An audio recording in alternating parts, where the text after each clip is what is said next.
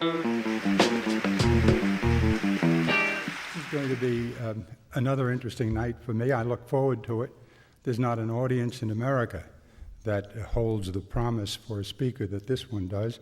I never have left this stage without feeling educated by you, but that happens in the question and answer period and not while I'm speaking.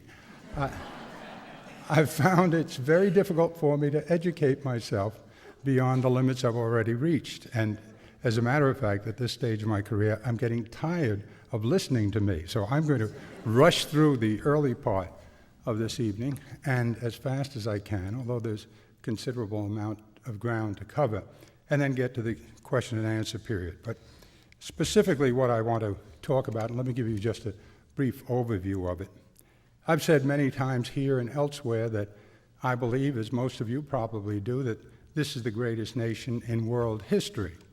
We have the largest economy, we have the most potent military force, but most of all, we have been the most generous and efficient engine of opportunity in world history. 10, 11 generations of people from other parts of the world came here and made a life for themselves that they, in all likelihood, would not have been able to produce in their place of origin. Nobody knows that better than I do. My parents were among them, and there are people in this audience who understand exactly what I'm talking about. The generosity of this nation, the potency of this nation to give people better lives. But I believe just as strongly that we are not nearly as great and not nearly as good as we could be if only we managed our affairs better than we have. And that, I think, has become clearer in the last few years, during which I believe we have gone backwards as a nation. I'll try to describe some specific problems and solutions, but there is, I believe, one vital general principle that we must agree on in order to realize our full potential as a nation. We must reconcile our inherited impulse toward individualism with the need for a strong sense of national community. That's been our nation's challenge from the very beginning. 13 states joined together, trying to create a nation. Strugglers and seekers from all over the world, some of them rich, most of them not, ethnics of all colors and races, owners and workers, the educated and the illiterate, all thrown into the melting pot in an effort to create a new blend, stronger, sweeter than any yet produced. And many of these new Americans over the years had different personal and religious values that sometimes clashed. And so for 200 years, we have worked to use constructively that great energy that's created by our unique diversity, while trying hard not to allow it to divide and fragment us. And we have made progress, considerable progress, until recently when that progress slowed. And I will describe two of the more significant forces that have proven divisive in the last few years. The first, a dramatically unbalanced economy, and the second, a new religious zealotry. And I'll suggest some ways to approach dealing with both these. Then we'll get to the best part of the evening, your questions. And so let me begin. We've had three great disasters in recent years. Katrina was a natural disaster, the effects of which were worse because of the government's failures to take preventive action and to respond adequately. The other two were man-made. The terrorism of 9/11 that continues to threaten us and our allies around the world, and Iraq, a war the president started preemptively, motivated by false premises, and totally unprepared to deal with its aftermath. We remain in Iraq today, trying to fight our way out of a quagmire, having suffered the loss of nearly 3,000 of our own troops, and many times that number of seriously wounded Americans. And that is not to mention, and we never do mention, the thousands of innocent Iraqis who have also been killed and who are continuing to be killed. Everyone in power knows that we cannot stay in Iraq permanently. No one in power is prepared to say when we will bring back our troops. And meanwhile, the threat of terrorism has not diminished around the world or here. Here at home, we've experienced serious economic failures as well, and these are failures which might have been avoided. By the end of his second term, just to measure this, by the end of his second term in 2000, President Clinton's administration had brought us 8 years of economic growth, the 4 strongest stock market years in our history, 22 million new jobs, an upwardly mobile middle class like the one I was born to, fewer poor, a balanced federal budget, and a projected surplus of $5.4 trillion. That's the record. No one can argue against it. It is what it is, and it stands as the measuring mark for what's happened since. As a people, in the year 2000, we looked back and discovered we were coming together more strongly, sharing benefits and burdens more intelligently, more like a national community moving upward. Then in 2001, President Bush arrived with the complicity of 5 judges in the Supreme Court of the United States who happened to be conservative. Apparently unimpressed by our history, he was intent on turning the ship of state around and pointing it backwards toward the nation's first century, ignoring what President Clinton had done, pointing it back toward the period of primitive individualism and economic elitism, the period before FDR Jr. and the beginning of the active, more intelligent government that has made us the greatest nation in the world by teaching us to share intelligently our assets and our opportunities. Bush's general idea was to reduce the taxes on the wealthy, the truly wealthy, and help them and the big businesses they own and operate with subsidies, like the subsidies John McCain has called corporate welfare.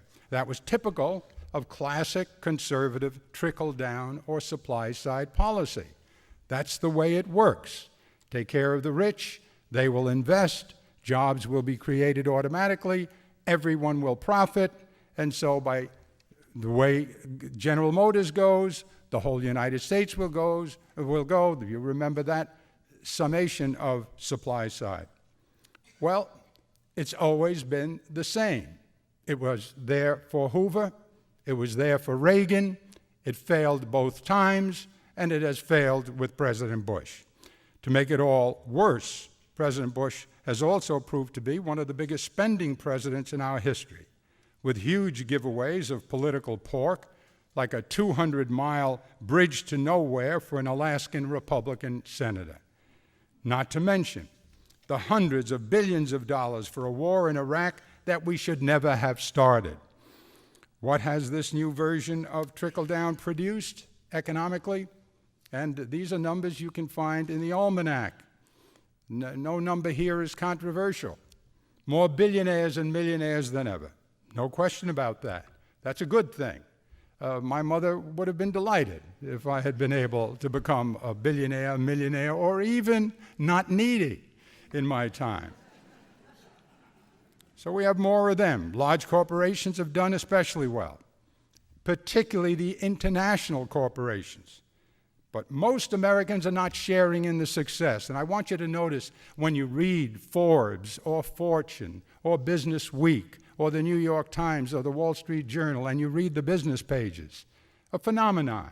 The phenomenon is that every day they will tell you how the economy is doing well, how productivity is up, how the consumer attitude is up or down, but overall, the economy is strong. Jack Welch made this statement a few weeks ago at a lecture I attended, and he described how the productivity numbers were up, the production numbers were up, the sales numbers were up, the businesses were doing well, and he looked down at me and he said, "My friend, the governor is here. I've known him a long time, and I'm sure, Governor, you're uneasy with my description of the economy. I said, I am indeed, Jack. And he said, I'm sure you have a question for me. I said, I do, Jack. And I stood up from my chair and I said, Jack, you've given me all the econometrics, all the descriptions accurately of the economy. But an economy is the production of goods and services, the distribution of goods and services, and the consumption of goods and services. That's all it is. It says nothing about the people doing the producing, doing the consuming. And if you produce a lot of goods and you distribute a lot of goods and you sell a lot of goods and you make a profit in our market system, then you have a perfect economy. But that says nothing about the conditions of the people, Jack, and you haven't mentioned them. You could have growth at 6.7% in China, which they had one year, and most of the Chinese outside the large cities could be starving to death. Isn't that a fact? Isn't it also a fact, Jack, that we have billionaires and millionaires and even people over $300,000 a year, more than ever. But that's 1.5% of the American people. 98.5% of the American people, the workers particularly, not to mention the elderly, are not doing as well as they were doing. As a matter of fact, they're sliding backwards. Jack, isn't it true that only 1 out of 4 of our workers is high-skilled? In a society and an economy that every day demands high skills more. We have only 1 out of 4 because they're not adequately educated. High skill is taken to be 4 years after high school. American employers are importing thousands of skilled workers from other countries or outsourcing the work to nations like Ireland and India and China, who produce more skilled workers than we do. And for those Americans who are lucky enough to have a job here, Jack, we all know this, their income isn't going up at all. You don't get raises the way we did when I was a middle-class worker, and you could expect every year to get another 1% or 2% of a raise. It doesn't happen that way. And the next time you get on a plane, ask the stewardesses, when's the last time they saw a raise? There are no raises. If their income goes up a point or a point and a half, that's a lot. And for those Americans lucky enough to be working, the cost of health care is going up maybe 10%. The cost of housing and transportation and all the things they need is going up faster than their income. That means they're sliding downward. The average wage is lower now than it was last year. That hasn't happened in a long time. In this richest country in the world, 36 million Americans are poor. In this richest nation in the world, 36 million Americans are poor. 11 million of them are children at risk. That's in this nation, this powerful nation, this rich nation. Why, Jack? Why is that so? I know about your econometrics, Jack. Now tell me about the people. And at that point, frankly, and this was an all-Republican audience, we started getting some applause from the people. Because it's an obvious, think about it. Isn't there a difference between the economic numbers and what's happening to the American people? Do you ever see an article in the Wall Street Journal that says, well, look, all the news is good today, except we don't have enough skilled workers, and the people who are making money are making it overseas, et cetera, et cetera, et cetera. Why isn't that written? Well, that's why I come to the why.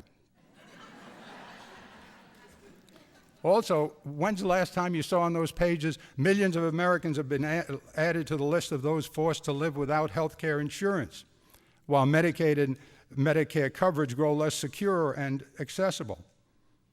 President's tax giveaways. I believe in tax cuts. If you looked at my resume, you'd see that as governor, I cut the income tax in this state more than any governor before me or after me. The income tax was the biggest tax. But I didn't cut it the way this president cuts, mostly for the people at the top. The president's tax giveaways, much of them to the wealthy of us, here, $1 trillion approximately in tax cuts.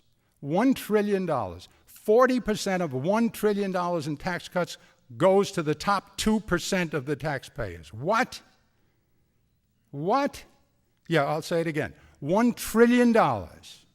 40%, that's hundreds of billions of dollars, goes to the top 2% of the taxpayers. Why? Well, when the tax cut was first given, it was, you'll recall, in 2000. And the president, looking at the Clinton numbers with a 5.4 trillion surplus said we don't need the money. And if we don't need the money, we'll give it back. Okay, if we didn't need the tax money, I would give it back too. What he left out was he had a war, now he has Katrina, he gave all those taxes away. He needs the money desperately. We now have the largest deficit in American history, and that means world history, because nobody has an economy our size. So those taxes, $5.4 trillion surplus is gone, replaced by what does that mean, replaced by a deficit? Well, see, this is one of the problems. If you walk the streets of this country and talk to people all over the country as I do, most of them don't know the difference between deficit and debt. And if you describe the difference between deficit and debt, deficit is, you're short 1 year, debt is you owe it, you got to pay it like a mortgage. When you describe that, they still don't know what it means. They don't know what it means to interest rates. One thing for sure you can explain to them, it means your children and your children's children will be paying for this. When a politician creates a deficit, what he's doing is, or she's doing, is giving you something, getting credit for it, knowing that they're not going to make you pay for it, they're going to make your children pay for it. And it also threatens inflation and does a lot of other bad things. And all of this has happened while the administration has, through its regulatory process, been poisoning our air, fouling our water, and devastating our wild lands for decades to come, thereby prejudicing and injuring all of us, and we didn't even notice. Okay, so yes, we should celebrate the fact that more billionaires and millionaires and earners of $300,000 or more a year than ever are now living in the shining city on a hill that President Reagan thought he saw. I believe, that you should get wealthy if you can, and if you can and you do it honestly, God bless you. My mother, who was never a day in school, not in Italy or here, was smart enough to understand the importance of wealth, and I'll never forget it. She saw Rockefeller and Frank O'Connor, some of you may remember him, running against him in a governor's race. And we were watching and chatting, and my mother in Italian asked me, well, what is this? Tell me what it's about. I said, well, it's about governor. It's very important, Ma, next to the president. Yeah, good. And Rockefeller, oh, yeah, I know Rockefeller because Assai Monedi has a lot of money. Oh, yeah, he has a lot of money. Ma. And O'Connor, I said, O'Connor's very, very good. But O'Connor doesn't have the money that Rockefeller has, and so maybe O'Connor's going to lose because he can't buy the television, et cetera, et cetera. She says, in its English translated from the Italian, she says, that's not so bad. I said, why? He says, if he's that rich, then he won't want to steal. So there are advantages to being rich, and so I will celebrate more. If in my state we produce more of them, I certainly will celebrate it, and I'm proud of the people who do it and do it honestly. And that is what makes the shining city on a hill that Reagan saw. But there are other parts of that city, and I said this in 1984, and I'm saying it now. There are parts of that city where people can't pay their mortgages, and that's going to be a bigger and bigger problem, as you'll see in the months ahead. And most young people can't afford one, where students, young and adult, can't get the education they need, where 11 million of those children who I said were at risk are at risk of oppression by poverty, illiteracy, homelessness, and abuse. Some of them growing up familiar with the sound of gunfire before they've ever heard an orchestra play. There's a large part of this country's middle class that are working 2 jobs or even 3, just not to slide backwards as they watch the dreams they had for their children evaporate. And there's a part where the elderly will sit and worry about making a choice between vital prescription drugs or a good warm meal. How do you explain that after you tell people you've given $1 trillion in tax cuts? 40% of it to the richest people in America who don't need the money, when these elderly people and these children and these workers who are not sufficiently skilled do. Part of this city where a mother with 2 kids earning $25,000 a year cannot afford health insurance to pay for a mastectomy. And she'll get it because everybody gets health care in this country, and you know that. She'll go to a hospital and she'll get it. It might not be the best operation, but she'll get a good operation. But then she'll be bankrupted by it. And that's the end of her credit. And that's the end of the kid who got into Princeton, but now she's not going to be able to afford, even after the help, she's not going to be able to afford to pay for that child, because at $25,000 as an itinerant secretary going from place to place, she didn't get an employer to give her health insurance, and health insurance here, $25,000 she makes would have cost her about $10,000, and she couldn't afford it. And there are 45 million Americans like that who cannot afford health care. How do you explain that? Now, in a place like this, where the differences are so vast and so inexplicable, that kind of divisiveness, that kind of fragmentation, what does it mean? Well, I'll tell you who has this exactly right. A man by the name of Kevin Phillips, who worked for Nixon. He's a Republican analyst, a brilliant man. He wrote 2 books, one in 1991, and on the back cover was President Nixon and myself, and one recently, Wealth and Democracy. In both these books, this Republican said the following: what's happening with these old trickle-down supply-side policies, that is, take care of Mario and his clients at Wilkie Farr and Gallagher, and they'll take care of the rest of us. What's happening with this country for the last 20 years since Reagan has been a fragmentation so bad that it is unsustainable. And that after a while it will be devastatingly bad. It's already devastatingly bad. And it's not gotten as bad as it will be if these policies continue. We have to reverse the direction. We have to renew the process of bringing people together, making them more productive and secure than they have been by helping them to educate themselves, to get health care for themselves. Hundreds of millions of us, me included, have benefited from government assistance that helped house us, feed us, care for us in illness, and educate us without being spoiled by an excess of government generosity or a lack of accountability. I'm sick and tired of hearing that argument. Don't give it to them, you'll spoil them. Well, you didn't spoil my parents when you saved them from the Depression. You didn't spoil me when you sent me to public school, or you gave me a free clinic at Mary Immaculate Hospital so I didn't have to pay for a doctor. And there are millions and millions of people like me, and a lot of them are right here in this audience today.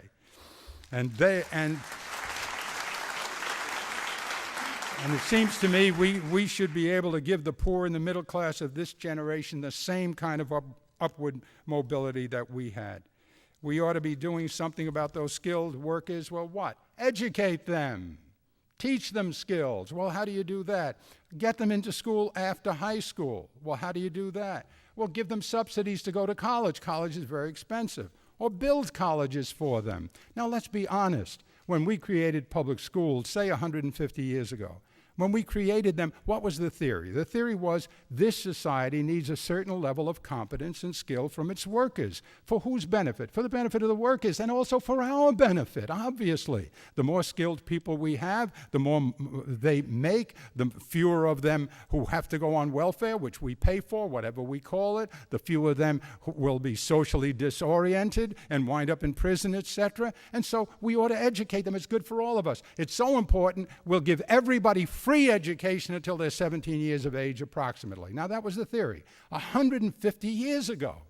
But for all those years, from the time we started public schools, it's been obvious that the demand with technology and advancement in sciences and now the internet and things that boggle the mind with their exquisite complexity, isn't it obvious to you that we need to increase the level of education for everybody? But we never reacted to that. We just left it at 17.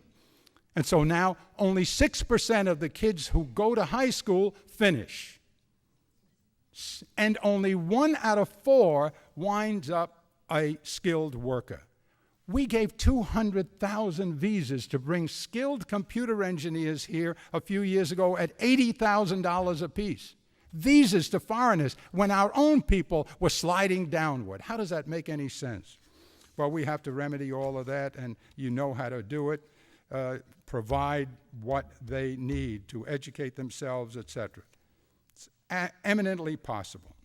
Eminently possible. If we stop spending wastefully on political pork and corporate welfare, and if we believe as an intelligently sharing community that we should share our assets and our benefits for the good of the whole community.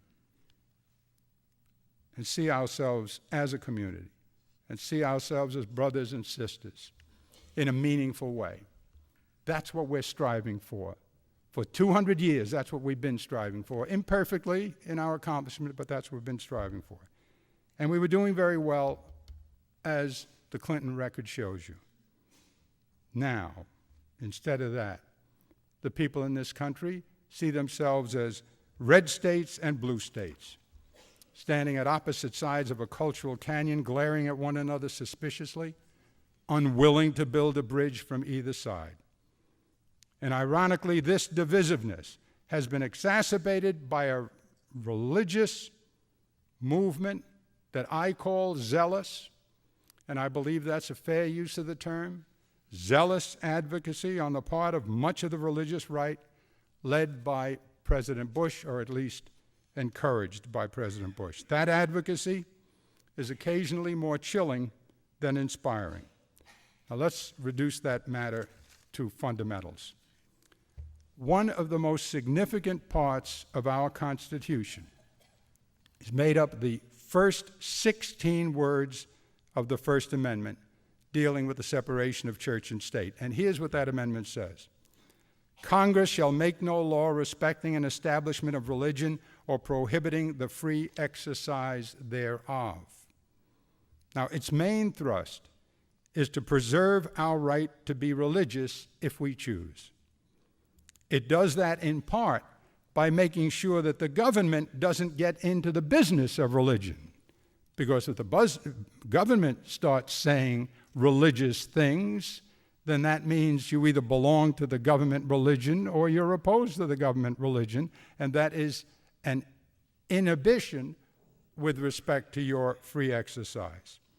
Here's what I said about this in, again, 1984. I gave two speeches in 1984. One was a keynote for the Democratic Party, and the other was at Notre Dame on a very, very sensitive issue of religion and politics. And I said this: I protect my right to be a Catholic by preserving your right to believe as a Jew, a Protestant, a non-believer, or anything else you choose to. We know that the price of seeking to force our beliefs on others is that they might someday attempt to force their beliefs on us. This freedom is the fundamental strength of our unique experiment in government.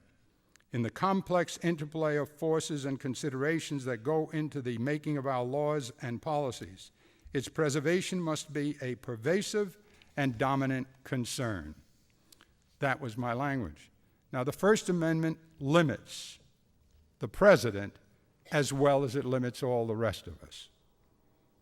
The president and every other citizen has the right to advocate values as he or she deems appropriate, including religious values. You're certainly free to say, I think everybody should be kosher. I think everybody should believe what I believe about this or about that. You're free to say it. You're free to advocate it. You are not free to impose it upon people. Before a whole nation of believers and non-believers of all kinds can be expected to accept a restriction on their freedom with respect to abortion or stem cells or marriage or in any other way, that restriction would have to be based on something more than someone else's religion. You can't get away with saying to me, you should not have an abortion because my pope tells me it's wrong, even if you don't have a pope, or you don't like my pope, or you don't believe in popes. You can't get away with that. You can't get away with trying to make law because you say you have had an inspiration, or that it has been revealed to you, or that you know this is what God wants. I was debating Newt Gingrich on this subject a year ago. This actually happened. Charlie Rose was the moderator. And Newt Gingrich said at the early part of the debate, he says, I'm going to say one thing about President Bush. He's a lot like Abraham Lincoln, and my good friend the governor, he knows Lincoln. He's written a book on Lincoln, and he knows I'm right. And And he's like Lincoln because they both were very religious people. They both prayed a lot to God. And Charlie said, well, Governor, what do you think? I said, well, you know, Newt, good friend, good man, nice, wrong about this. I said, Lincoln was not really religious in a sectarian way. And he said so over and over. He wasn't a Jew, he wasn't a Muslim, he wasn't a Christian. He said that over and over. He had he used the language beautifully, especially in the second inaugural, et cetera, but they all did. You know, if you go to Gettysburg, both sides, the Union and the South, there were Bibles everywhere. Everybody had Bibles on both sides, so the Bible was a big thing, and that was not lost on Lincoln.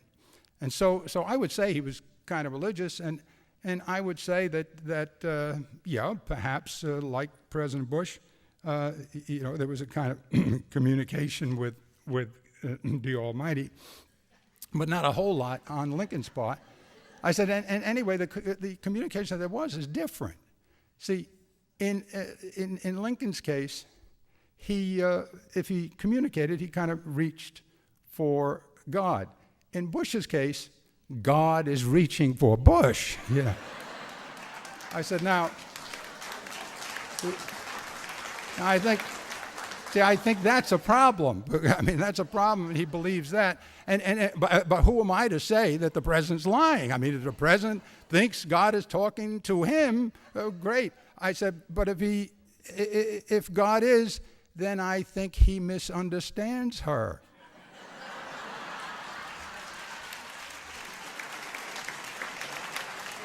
Now let's get very serious about how this works out in practical language.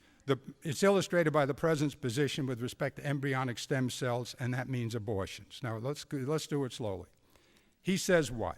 He says we cannot use embryonic stem cells for scientific purposes except that limited number that they had hanging around. Why not? The scientists say they're very valuable. They could mean this, they could mean that. They could make big differences in a lot of cases. He says you can't do it because human life starts at conception, not fertilization, at conception in the womb. Human life, which most people would say human, as distinguished from all other kinds of life, is consciousness, begins with consciousness. So human life starts at conception. Therefore, if you take the stem cell out of the embryo, you have to kill the embryo to do it. That's murder. That's also his position on abortion, theoretically. I doubt he means it, but that is his position. And then you have to ask yourself, well, Mr. President, now my church teaches the same thing, but if you want to make it a law, Mr. President, you'd have to answer this question. How did you determine that human life begins at conception? When religious authorities and scientists for years and years and years have debated it. The Jews don't believe that. The Quran doesn't believe that. St. Thomas Aquinas didn't believe it. Augustine didn't believe it. What makes you believe it, Mr. President? Good question, right? And so you ask John Marburger, his bioscience advisor, Dr. John Marburger. I know him well. He worked for me and with me involving the Shoreham nuclear facility. And so the question went to Dr. Marburger. Listen closely. What is the evidence here? The president's asking me to accept a position. I'm not a Christian like him. God doesn't speak to me the way he speaks to Bush. And I have to know. Give me some rationale, some reasonable position. And Marburger says the following. The question is not a scientific one, it is a sacred one. Well, since many Americans don't share the president's religious definition of sacred, they reject his faith-based position, especially because it would deny our whole society the possible huge benefits in improving the life of the millions of unarguably human beings already living far beyond the womb. And that's what the stem cells are supposed to be used for. And so here is a case, a perfect case, of where he's trying to make law on the basis of a religious position, and only a religious position.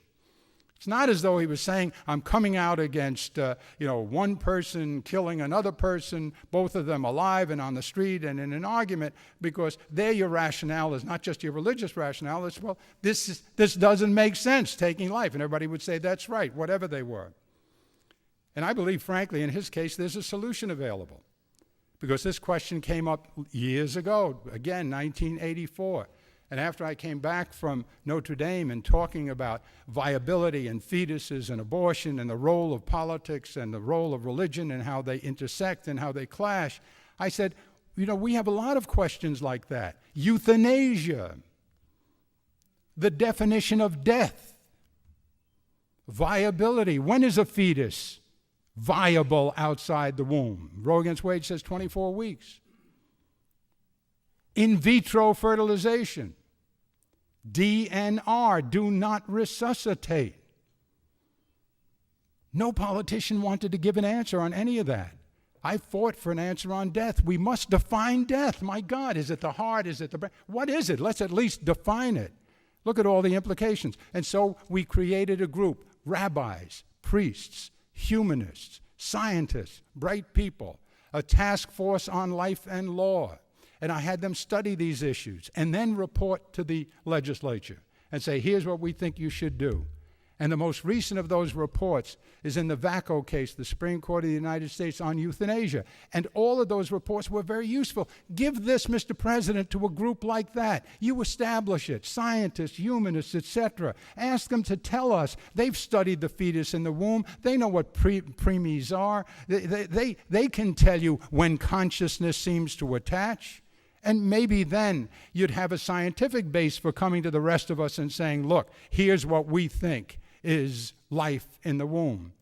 But if all you're going to do is rely on the fact that you were inspired, or this is a revealed truth, or you happen to be an evangelical or even a Roman Catholic, whatever you are, if all you rely on is your religion, and my religion is different, then you're unfair to me.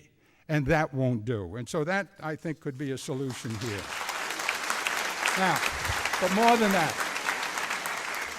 that, I believe we're misusing our religious heritages when we concentrate on just the restrictive values while ignoring or diminishing our strongest positive religious values. And so look at the religious questions that are getting us into trouble. Gay rights, you can marry, you can't marry, you can't marry somebody who looks exactly like you, sounds exactly like you. All right, you can't do this, you can't use contraceptives, you can't abort, you can't use stem cells, et cetera, et cetera. Okay, there's a place in every religion for that. 10 Commandments, whatever. There's a place for discipline.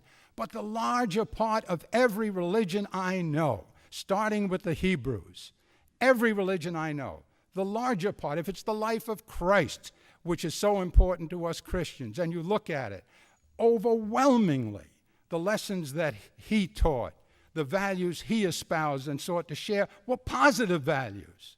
And if we were just 1,000 people, if the whole world were 1,000 people on a desert island, now just imagine, just 1,000 people open your eyes and there we are, 1,000 of us, like right here, everybody in this room, on an island absolutely saturated with life, in the air, in the water, in the sky, all the life we're now familiar with, the animals, the fish, all here on this one island. And you had no history and no books and nobody came down with a tablet and nobody to instruct you. And you had to suddenly decide who and what you were. Well, what would you conclude? Well, as human beings with consciousness and ability to communicate, you would see that we all share that in this room, and a lot of the animals don't, and the other people don't. So we had a commonality. It would also be clear that we wanted to continue to stay alive, we'd find a word for it, and even to create more life like ours. We had that all in common. And so that would be your first conclusion. We have a commonality. There are animals out there that want to eat us for lunch. And there are animals out there we want to eat for lunch. And so we have a commonality. We ought to hang together. Terrific. That's one. The Hebrews called it tzedakah. And then what? Then you'd have a meeting on the beach, and somebody who was big and had a lot of hair on him would stand up with a big club and say, okay, we decided we have a commonality here. We all got to get together because we're the same. We have this thing called consciousness. We can talk, we grunt, but we communicate. Now, anybody know how we got here? No? Okay. Anybody know what our mission is? No, what mission? And then a woman would put up her hand and says, well, I've got a thought. We all know we want to stay alive, we found a word for it, and we want to continue life. Yes, good. Well, then let's make it better. Let's put a roof over our head. Let's learn to do vegetables. Let's assign somebody to take care of the children. Tikkun olam. 2 principles. Natural law. You don't need Moses for it. Natural law. You don't need any religion for it. Love one another. Be good to one another because you have a commonality in this society, in this world. And spend your time trying to improve the world. The Hebrews, that's the whole law. Who says so? Hillel. Hey, Christianity, started by a Jew, says exactly the same thing. What's the whole law? Love one another as you love yourself with the love of me, for I am truth. And the truth is God made the world, but did not complete it, and we ought to be collaborators in creation. But that's tzedakah and tikkun olam. Yes, it's also the Quran. It's also ethical humanism. It's also common sense. It's also natural law. It's the whole law. Everybody says it. And why aren't we talking about that as a religious value?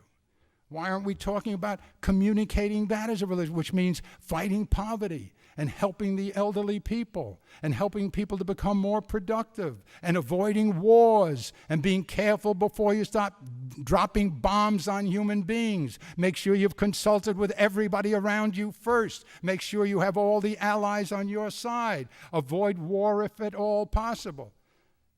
Wouldn't that be compelled by your fundamental religious values? I think so, and I think that's what we should be talking about in this society. And everybody knows it. Look, everybody knows it. You can hear people everywhere, religious and not religious, saying all these things in their own simple language. Adam Smith knew it. Everybody reads The Wealth of Nations, where greed is good, etc. Adam Smith never said that, although he said the market is essential to a good society. Yes, but he wrote a book called The Moral Sentiments before that, in which he said essentially what Christ and Hillel said, the same thing. The market alone will not make for a good society. You need a value, a positive value. What is the positive value? We are all in this thing together, and we ought to help one another in this society to become as capable as we can become, as productive as we can become, and share that in a way that creates continuing productivity and takes care of the disabled people who unfortunately are not able to produce. It's the simplest. Lincoln understood it all, and he wrote it in clear, workable principles. He knew there's a place for ideology and policy making, but it isn't first place. First place is common sense. First place is the natural law, if you will. And he didn't make, exquisite distinctions between big government and little government, all this garbage language you hear from politicians. He said this, and it was so sweet and simple. He had a genius for cogency. He said, government is the coming together of people to do for one another collectively through government what they could not do as well or at all privately.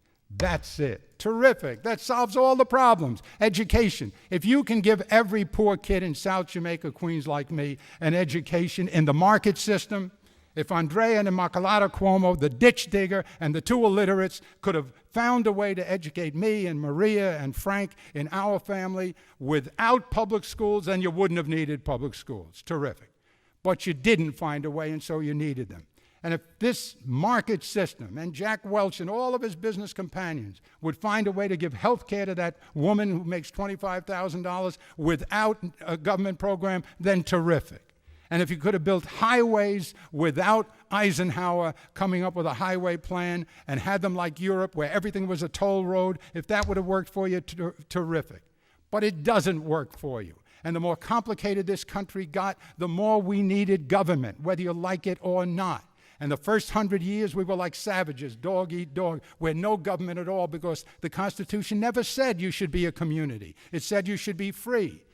The Declaration of Independence implied you should love one another, but the Constitution never demanded it. until you got to the Depression, and Roosevelt said, the heck with the Constitution, unless we produce programs to put people to work, to take care of the elderly, we're going down the drain because everybody's out of work and this democratic experiment is falling apart. That's the law as simple as possible, and that should be the basis of all of our politics. Feed one another. Now you're going to hear, the conservatives give you an answer right away. You can't afford it. Can't afford it. Can't afford what? Can't afford the schools. We can't give more money to public. No, can't afford it. What about the health care? We can't come up with more things for Child Health Plus. At least they should have primary care, right? They should be able to go to the doctors regularly so they avoid the acute situation. They only go now because they don't have a policy. They don't go to the doctor until it's too late, until they need an operation or something. If at least you had everybody in a plan where they could get in and get their physicals with regularity. No, you can't afford it. You can't afford it. You can't afford it. What nonsense, you can't afford it. What an absurdity, you can't afford it. You said you couldn't afford deficits, and you now have the largest deficit in history. You gave $1 trillion in tax cuts, 40% of them to the top 1 or 2% of the American people. You give hundreds of billions of dollars away in pork to bridges and politicians' favorite thing. John McCain rails against it every year. You sent money goes overseas with all these international corporations. They don't get taxed because the money's overseas. Now you're bringing it back and you're letting them pay a tax that's less than half of what the rest of us tax. How dare you tell me that you can't afford it? Of course you can afford it. And you know who said you should afford it? President Reagan, the first President Bush, and Bill Clinton. Really? Now listen to this very closely and look it up for yourself. Reagan gave us a big tax cut, right? Because big government was terrible. Big tax cut. Terrific. He promised to do it, and he did it. The biggest ever, the tax cut. And he said, I'm going to give you a very big tax cut, the biggest you ever got. Then I'm going to put so much money into the defense budget, I'm going to pile the missiles so high that the Ruskies are going to surrender. They're going to be frightened by the size of the pile. Good.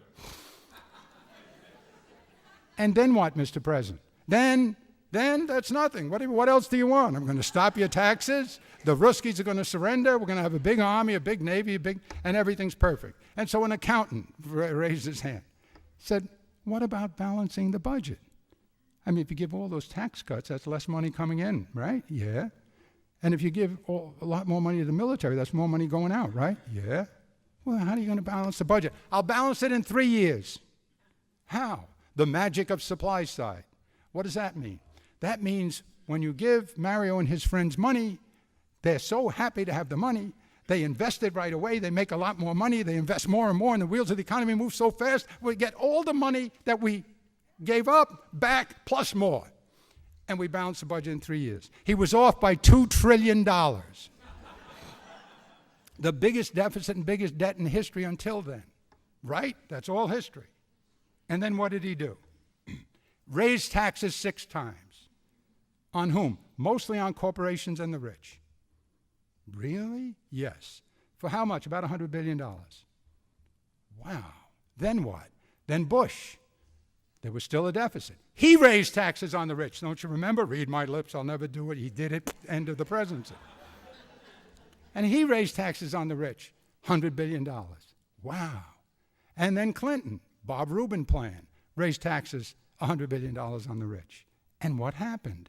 Well, if you listen to what they're telling you now, what should have happened is the economy should have collapsed, everything should have gone bad, right? Because you raised taxes. And when you raise taxes, forget about it. Here's what happened. I gave you the record already, the Clinton record. The 8 years of growth, the 4 best market years, $5.4 trillion surplus, more billionaires and millionaires than ever. Everything was perfect. People were together. The middle class was going up. The poor was shrinking. What else can you ask for? How dare you tell me that if we go near those tax cuts for the wealthy, which were improvidently and wrongly given, it's going to upset the economy. That's a joke. It's a farce. It's a lie. and you shouldn't let them get away with it. So there's plenty of money to do all of this.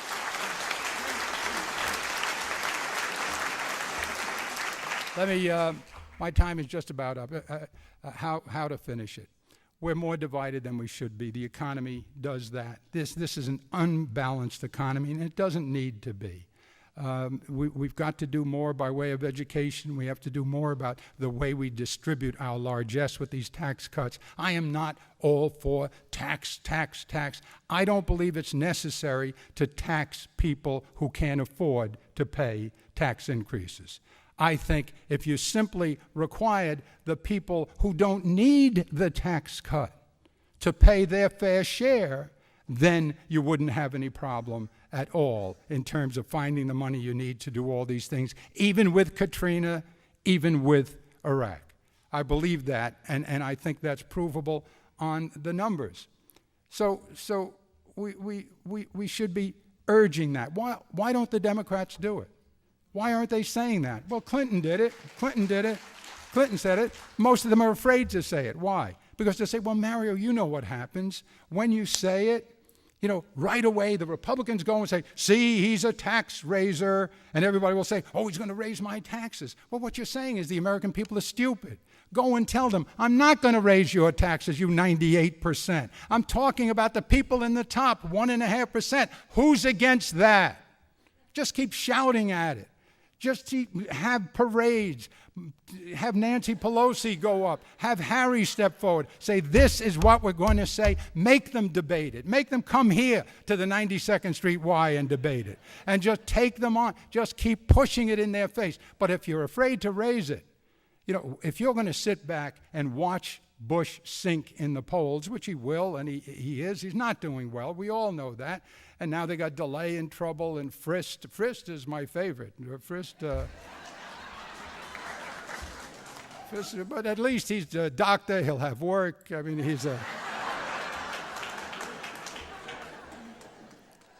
just in a nutshell, if you think there's a certain exasperation in my voice, there is.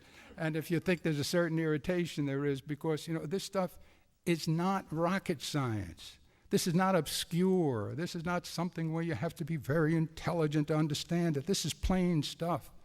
It's just that the American people haven't had it explained to them. We don't get the whole story, and also because it does take you 50 minutes to say it. You do need a whole lot of time to get it out. And politics doesn't work that way. It's 15 seconds or 30 seconds or silly debates that are only, a minute to state your position. And so the communication is very difficult, but the only way to deal with that is to just keep trying, and that's why I keep coming back to the 92nd Street Y, and I wish there were 92nd Street Ys everywhere in America. There aren't, but where there are such places, then we go. And in my case, personally, the reason I do it is this country has been so good to me and my wife and our children and our parents before us that it just kills me to think that we spent a whole lifetime here in a position to do something about giving other people like us in South Jamaica and Brooklyn and everywhere else the same opportunities we have. To think that with all the wealth we have and are wasting, there are kids going uneducated. There are women working hard, not being able to afford a mastectomy. There are senior citizens who spent their life raising families and doing good things who are now living with a lack of dignity. That kills me, to think that we've not made the place better with the chance we had. So I'm going to keep trying until God makes it impossible for me. Thank you very, very much.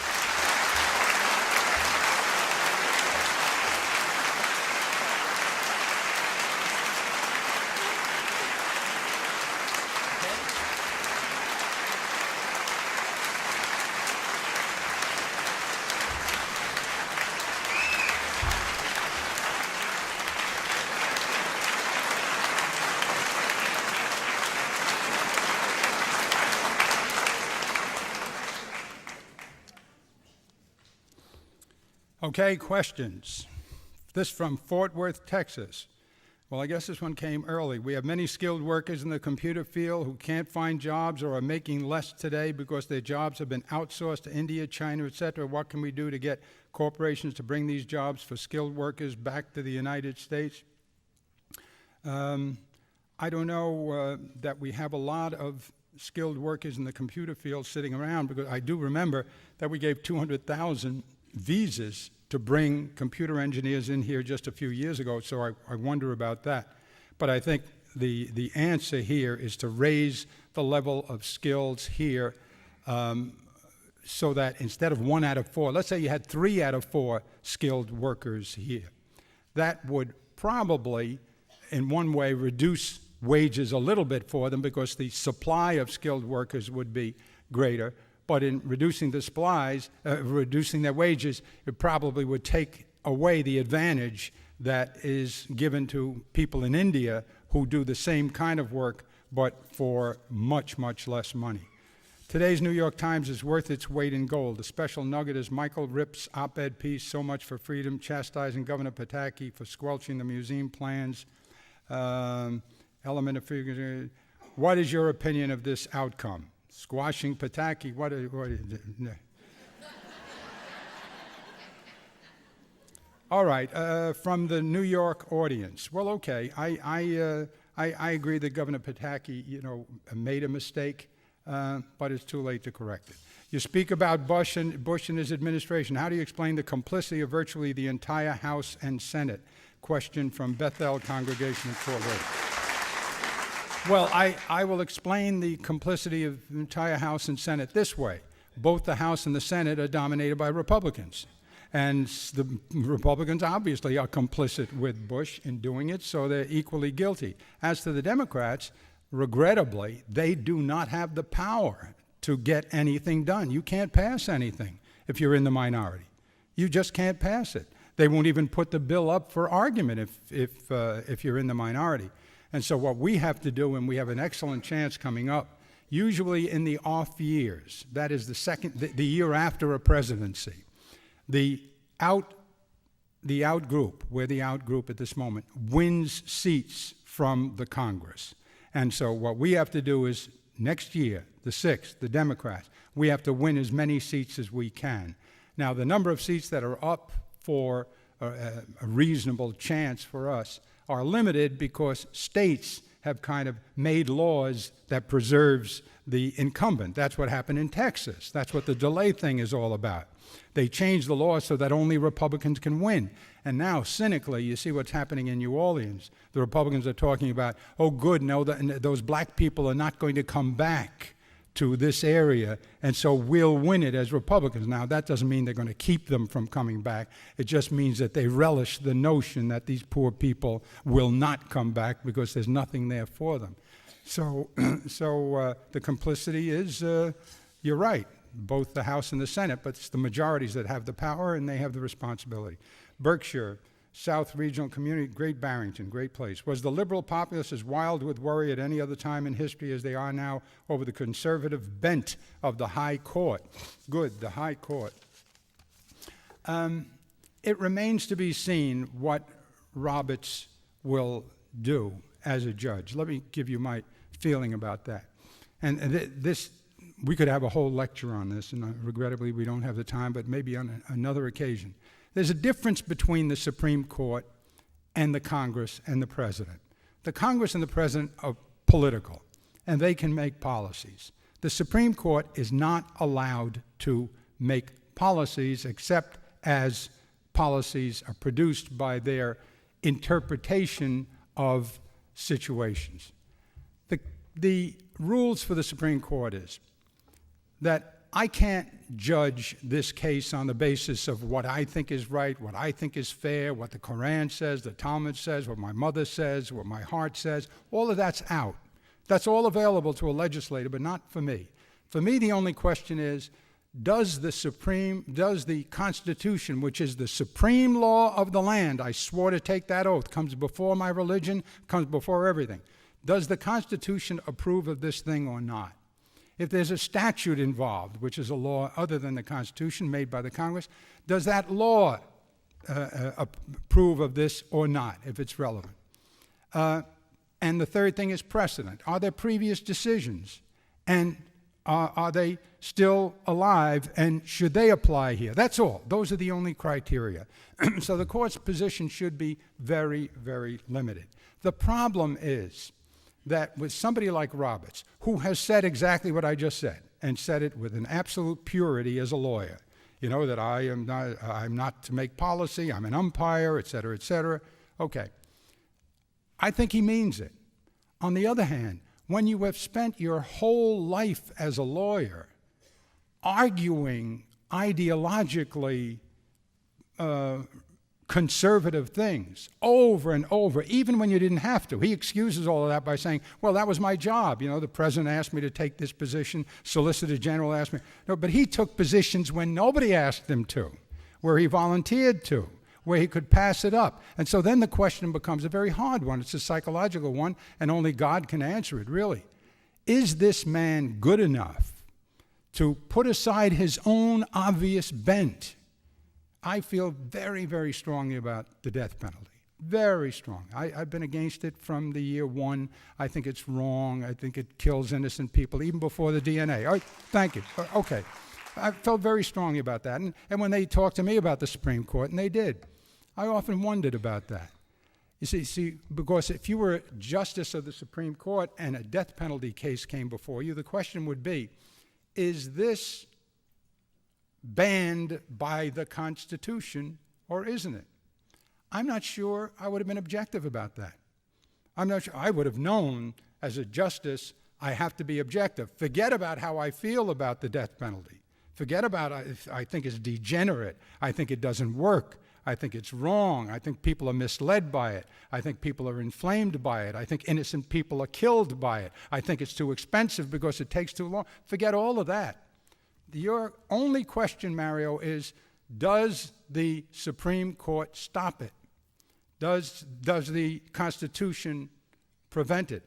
I don't think I could have found in the Constitution an argument that says this is verboten from all that I know about it. And under those circumstances, if you ask me, well, Mario, would you have been good enough to follow your conscience as a lawyer? Or would you have said, there's a greater truth than, you know, my conscience as a lawyer, and that's my conscience as a human being. I'm going to find a way to strike this damn thing down. Now, that's what I'm afraid might happen to Roberts, because he is so powerfully ideological on the conservative side. Now, we'll know. When will we know? A few years from now, after he's decided some cases. But I'll give you this consolation, that you can make all the guesses you want about how a justice is going to react. A lot of the time, even though the evidence seems clear, Earl Warren, good example, even though the evidence seems clear that he's going to be very conservative, he turns out to be just the opposite. Eisenhower said that Earl Warren was the dumbest thing he ever did. Earl Warren was the governor of California, and a very conservative governor, and a very conservative man. But he did Brown against the Board of Education, and he did a lot of other things. Brennan, on the other hand, was like wishy-washy before he got to the Supreme Court. Souter was recommended by Warren Rudman from New Hampshire to President Bush.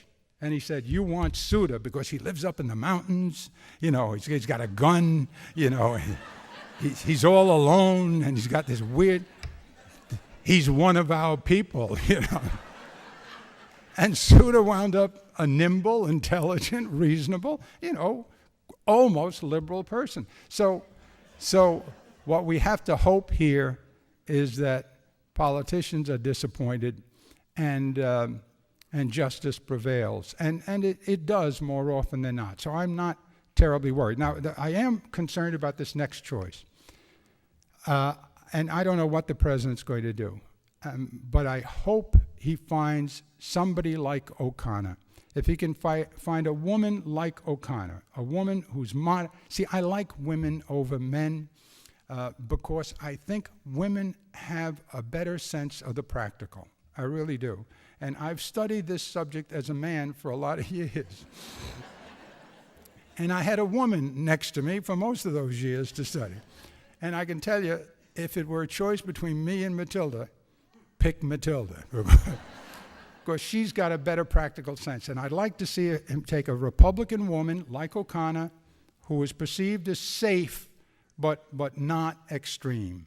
and I'll let her practical judgment prevail. That's what I'm hoping for, is a woman who's not extreme in her positions now, who we could hope is going to be like O'Connor. If you were in charge of FEMA, how would you have responded to Hurricane Katrina? Well, if I were in charge of FEMA, they would have been prepared. What is it with the Democrats? Why are they not speaking out about the national debt, health care, and what Bush administration not paying? Why are they afraid to speak out? I'm a Democrat. I just spoke out. I mean, why aren't the others speaking out? I'm not sure. I'm not sure, and I think if they don't speak out on those issues, if they aren't very pointed about everything I said here today, they don't have to agree. But if they don't say it with the same kind of strength that I'm saying it, then they're not going to be president. You are not going to win by saying he did a lousy job. And you shouldn't win if all you say is he did a lousy job. From the Jewish Community Center in Albuquerque, are you going to run for president in 2008?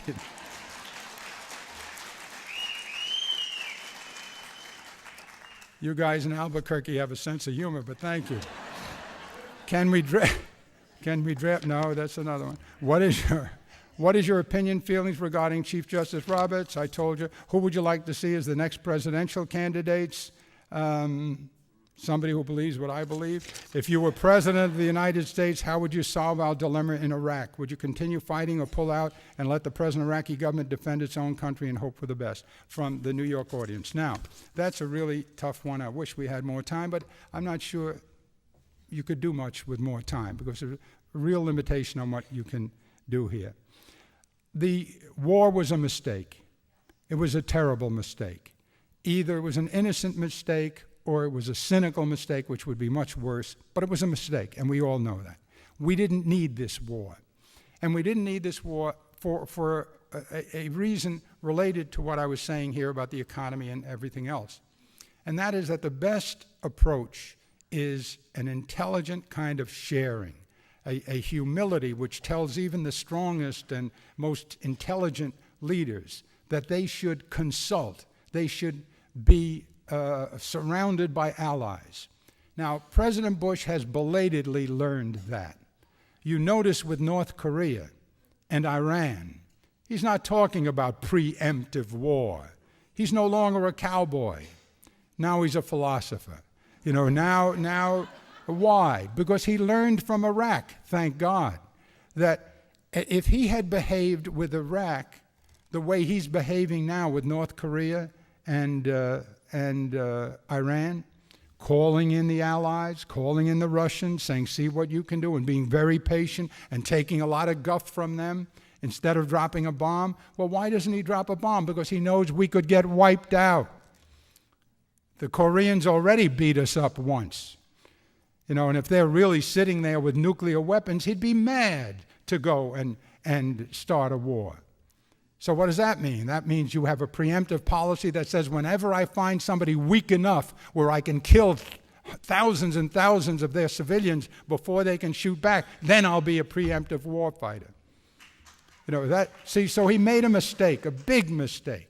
He should have waited. Remember the Chileans, I think it was, at the last moment said, give us 5 more days. Oh, no.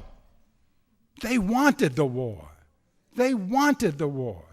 They did everything they could to make this war, and that was a very bad mistake. Okay, having made that mistake, they're now there. They did get rid of Saddam Hussein. Okay.